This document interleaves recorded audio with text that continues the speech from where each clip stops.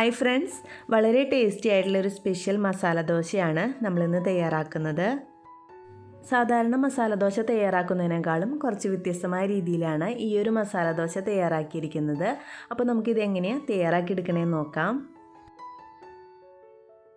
ആദ്യം തന്നെ നമുക്ക് മസാല ദോശയ്ക്ക് വേണ്ടിയിട്ടുള്ള ഉരുളക്കിഴങ്ങിൻ്റെ ഫില്ലിങ് തയ്യാറാക്കാം. ഒരു പാനിലേക്ക് 2 ടേബിൾ സ്പൂൺ അളവിൽ വെളിച്ചെണ്ണ ഒഴിച്ചു കൊടുക്കുന്നുണ്ട്.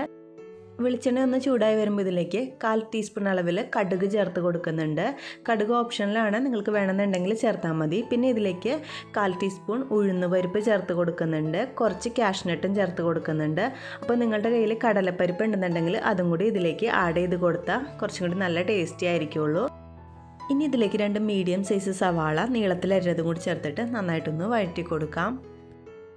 സവാള പെട്ടെന്നൊന്ന് വഴണ്ടി കിട്ടാൻ വേണ്ടിയിട്ട് ഈ കൂട്ടിലേക്ക് ആവശ്യമുള്ള ഉപ്പും കൂടി ചേർത്ത് കൊടുത്തിട്ടുണ്ടായിരുന്നു. ഇപ്പോൾ സവാള അത്യാവശ്യം നന്നായിട്ടൊന്ന് വഴണ്ടി വന്നിട്ടുണ്ട്. ഇനി ഇതിലേക്ക് 2 ചെറിയ പച്ചമുളക് വട്ടത്തിലരിഞ്ഞതും ഒരു ചെറിയ കഷ്ണം ഇഞ്ചി കൊത്തിയരിഞ്ഞതും കുറച്ച് കറിവേപ്പിലയും കൂടി ചേർത്ത് കൊടുക്കുന്നുണ്ട്. ഈ ഒരു കൂട്ട് നല്ല ബ്രൗൺ കളർ ആവുന്നത് വരെ നമുക്ക് വഴറ്റി കൊടുക്കണം. ഇപ്പോൾ സവാള ബ്രൗൺ കളറായിട്ട് വഴണ്ടി വന്നിട്ടുണ്ട്. ഇനി ഈ ഒരു കൂട്ടിന് ആവശ്യമായ 1/4 ടീസ്പൂൺ മഞ്ഞൾപ്പൊടി ചേർത്ത് കൊടുക്കാം. ഇതിലേക്ക് ചേർത്ത മഞ്ഞൾപ്പൊടിയുടെ പച്ചമണമൊക്കെ മാറുന്നത് വരെ വീണ്ടും 2 മിനിറ്റ് നന്നായിട്ടൊന്ന് വഴറ്റി കൊടുക്കണം. അതിനുശേഷം ഈ കൂട്ടിലേക്ക് 1/2 കിലോ അളവിൽ ഉരുളക്കിഴങ്ങ് പുഴുങ്ങി പൊടിച്ചെടുത്തിരിക്കുന്നതാണ്. അത് ഈ കൂട്ടിലേക്ക് ചേർത്ത് കൊടുക്കാം. ഒട്ടും കട്ടയില്ലാതെ നന്നായിട്ട് പൊടിച്ചെടുത്തിട്ട് വേണം ഇതിലേക്ക് ചേർത്ത് കൊടുക്കാനായിട്ട്. സാധാരണ നമ്മൾ റെസ്റ്റോറൻറ്റിൽ നിന്ന് കഴിക്കുന്ന മസാല ദോശയിൽ ഉരുളക്കിഴങ്ങൊക്കെ നല്ല കുഴഞ്ഞിരിക്കുന്ന പരുവത്തിലായിരിക്കും കിട്ടുന്നത്. അപ്പോൾ ആ ഒരു രീതിയിൽ കിട്ടാൻ വേണ്ടിയിട്ട് ഇതിലേക്ക് കുറച്ച് വെള്ളം ഒഴിച്ച് കൊടുക്കുന്നുണ്ട്. എന്നിട്ട് ഒന്നും കൂടി ഒന്ന് നന്നായിട്ട് മിക്സ് ആക്കിയിട്ട് എടുക്കാം. ഇപ്പോൾ നമ്മുടെ മസാല ദോശയ്ക്ക് വേണ്ടിയിട്ടുള്ള ഉരുളക്കിഴങ്ങിൻ്റെ ഫില്ലിങ് തയ്യാറായിട്ടുണ്ട്. ഇനി ഇതിലേക്ക് ലാസ്റ്റായിട്ട് 1 ടീസ്പൂൺ നെയ്യ് ചേർത്ത് കൊടുത്തിട്ട് ഒന്നും കൂടി ഒന്ന് മിക്സ് ആക്കി എടുക്കാം. ഇതിലേക്ക് പ്രത്യേകിച്ച് മുളക് പൊടിയോ ഗരം മസാലയോ ഒന്നും ആഡ് ചെയ്യരുത് കേട്ടോ. ശരിക്കും റെസ്റ്റോറൻറ്റിൽ ആ ഒരു ടേസ്റ്റ് കിട്ടണമെന്നുണ്ടെങ്കിൽ ഈ ഒരു രീതിയിൽ ചെയ്തെടുത്താൽ മതി. ഇനി അടുത്ത സ്റ്റെപ്പ് നമുക്ക് ഈ മസാല ദോശയ്ക്ക് വേണ്ടിയിട്ടുള്ള തേങ്ങാ ചട്നി തയ്യാറാക്കിയെടുക്കാം. മിക്സിയുടെ ചെറിയ ജാറിലേക്ക് 1 കപ്പ് തേങ്ങ ചിരകിയത് ചേർത്ത് കൊടുക്കുന്നുണ്ട്. ഇതിലേക്ക് 2 പച്ചമുളകും ഒരു ചെറിയ കഷ്ണം ഇഞ്ചിയും 2 കറിവേപ്പിലയും കൂടി ആഡ് ചെയ്ത് കൊടുക്കുന്നുണ്ട്. ഇനി ഇതിലേക്ക് കുറച്ച് വെള്ളം ഒഴിച്ചിട്ട് നമുക്ക് നല്ല കട്ടയായിട്ടൊന്ന് അരച്ചെടുക്കാം. ഈ ഒരു രീതിയിൽ അത്യാവശ്യം കട്ടയായിട്ട് അരച്ചെടുക്കണം. കുറച്ച് വെള്ളം മാത്രം ഒഴിച്ചിട്ടൊന്ന് അരച്ചെടുത്താൽ മതി. ഇനി ഇതിലേക്ക് ആവശ്യമുള്ള ഉപ്പും കൂടി ചേർത്തിട്ടൊന്ന് മിക്സ് ചെയ്ത് കൊടുക്കാം. അത്യാവശ്യം കട്ടിയായിട്ട് അരച്ചെടുക്കണം കേട്ടോ, എന്നാലേ നമുക്കിത് മസാല ദോശയുടെ മീതേക്ക് സ്പ്രെഡ് ചെയ്ത് കൊടുക്കാനായിട്ട് പറ്റുള്ളൂ.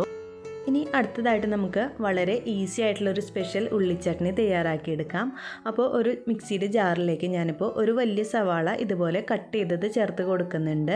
ഇനി ഇതിലേക്ക് 2 ടീസ്പൂൺ കാശ്മീരി ചില്ലി പൗഡറും കൂടി ചേർത്ത് കൊടുക്കുന്നുണ്ട്. അതിനുശേഷം നമുക്കിത് നന്നായിട്ടൊന്ന് അരച്ചെടുക്കാം. ജസ്റ്റ് ഒന്ന് മിക്സ് ചെയ്ത് കൊടുത്ത ശേഷം ഇപ്പോൾ നന്നായിട്ടൊന്ന് അരച്ചെടുത്തിട്ടുണ്ട്. ഇനി ഇതിലേക്ക് ആവശ്യമുള്ള ഉപ്പ് ചേർത്ത് കൊടുക്കാം. ഉപ്പ് നേരത്തെ ആഡ് ചെയ്യരുത്, അരച്ചതിന് ശേഷം മാത്രം ആഡ് ചെയ്ത് കൊടുത്താൽ മതി. ഉപ്പ് ചേർത്ത ശേഷം ഇതിലേക്ക് ഇനി 2 ടേബിൾ സ്പൂൺ അളവിൽ വെളിച്ചെണ്ണ ചേർത്ത് കൊടുക്കാം. വെളിച്ചെണ്ണ കുറച്ച് കൂടുതൽ ആഡ് ചെയ്ത് കൊടുക്കണം കേട്ടോ, എന്നാലേ നമ്മുടെ ഈ ഒരു ചട്നിക്ക് ഒരു സ്പെഷ്യൽ ടേസ്റ്റ് കിട്ടുള്ളൂ. എന്നിട്ട് നന്നായിട്ടൊന്ന് മിക്സ് ചെയ്ത് കൊടുക്കാം. ഇപ്പോൾ നമ്മുടെ വളരെ സ്പെഷ്യൽ ആയിട്ടുള്ള ഈസി ആയിട്ടുള്ള ഉള്ളിച്ചട്നി തയ്യാറായിട്ടുണ്ട്.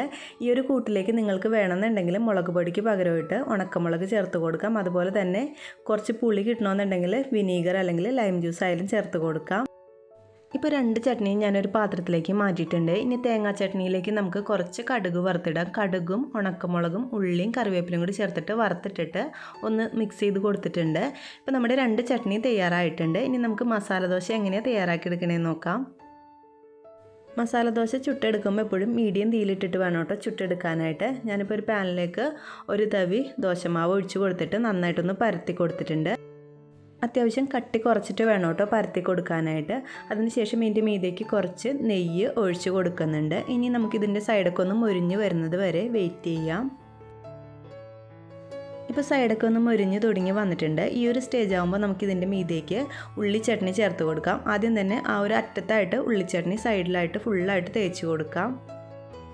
അതിനുശേഷം നമുക്ക് നെക്സ്റ്റ് ലെയറായിട്ട് തേങ്ങാ ചട്നി ചേർത്ത് കൊടുക്കാം. തേങ്ങാ ചട്നി ഇതുപോലെ തന്നെ ചുറ്റും തേച്ച് കൊടുക്കണം. ഗ്യാസിൻ്റെ ഫ്ലെയിം ഒരു മീഡിയം ഫ്ലെയിമിൽ ഇട്ടിട്ട് വേണം കേട്ടോ ഇതൊക്കെ ചെയ്തെടുക്കാനായിട്ട്, അല്ലെങ്കിൽ അടിഭാഗം കരിഞ്ഞ് പോവും. ഇനി നടുക്കായിട്ട് നമുക്ക് കുറച്ച് ഉരുളക്കിഴങ്ങും മസാലയും കൂടി വെച്ച് കൊടുക്കാം. ലാസ്റ്റായിട്ട് ഇതിൻ്റെ മീതേക്ക് കുറച്ച് നെയ്യും കൂടി ഒഴിച്ചാൽ നമ്മുടെ വളരെ ടേസ്റ്റി ആയിട്ടുള്ള സ്പെഷ്യൽ മസാല ദോശ തയ്യാറായിട്ടുണ്ട്.